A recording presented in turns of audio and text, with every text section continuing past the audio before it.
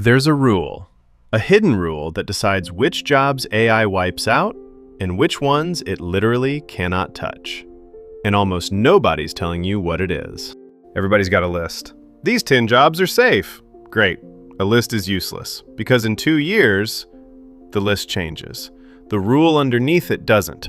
So if you learn the rule, you can look at any job, your kid's job, and just know. So let's find the rule. It's not what you think. First, kill the thing you already believe. Most people think it's about smart. The smarter the job, the safer it is, right? Doctor, lawyer, engineer, fancy degree, big words, safe forever. No, dead wrong. Some of the smartest, most expensive jobs on Earth are the ones getting hit first. A radiologist, 8 years of school, spends the day reading scans. And guess what AI is scary good at? Reading scans. Paralegal, junior coder, financial analyst, all smart jobs, all getting eaten right now. Because here's the twist nobody says out loud. AI doesn't come for the dumb work. It comes for the predictable work, even when that work has a PhD attached to it. So forget smart. Smart is not the rule. Here's the actual rule. 3 parts. Miss even one, and the job is exposed. Number 1. Does the job live in the messy physical world, or does it live on a screen? Because AI lives on a screen. That's its whole universe, pixels and text.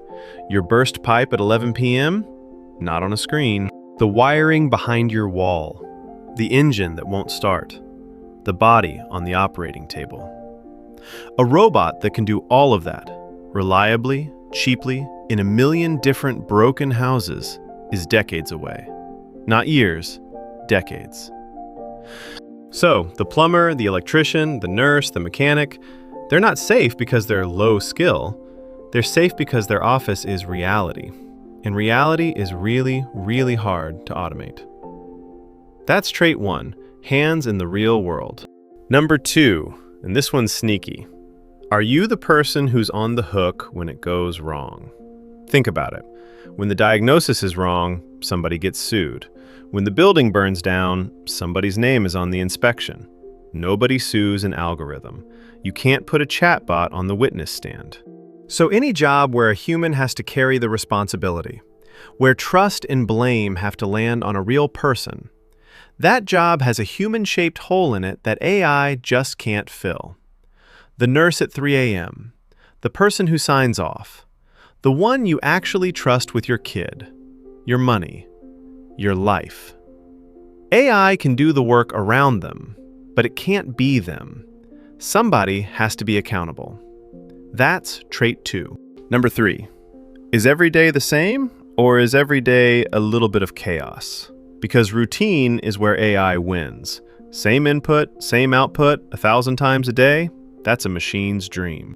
But a classroom of 30 kids at 8 in the morning, an emergency room on a Friday night, a negotiation where the other person is lying to your face, that's not a routine. That's judgment, in chaos, in real time. AI is incredible at the average case. It falls apart on the weird one. And human life is mostly weird ones. So, routine, dead. Chaos with judgment, safe. That's trait 3. Okay, 3 traits. Hands in the real world, you're accountable, every day is different. Now let's run some jobs through it. Watch what happens. Nurse, 3 for 3, untouchable. Electrician, 3 for 3. Now, data entry clerk, 0. Bookkeeper, 0. The guy who writes the first draft of everything, 0. And here's the uncomfortable part. A lot of comfortable, respectable desk jobs score a big, fat 0. Meanwhile, the jobs people quietly look down on, the trades, the caretakers, they pass all 3. AI didn't just come for jobs. It flipped the whole board on which jobs were ever safe. So now the real question, the one that actually matters. What if you just ran your job through those 3 traits and it didn't do so great? Don't panic, seriously. Because here's the thing. It was never really about the job. It's about the skills inside it. You don't have to quit and become a plumber. You just have to move yourself toward the parts of your work that AI can't copy. And there's a specific set of skills that do exactly that. Skills AI physically cannot replicate. That you can start building this week in whatever job you already have.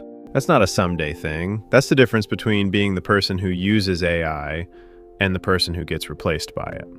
So that's the next video, the exact skills. Go watch it right now. It's the other half of this one, because knowing which jobs survive is step one. Making sure yours does, that's the whole point.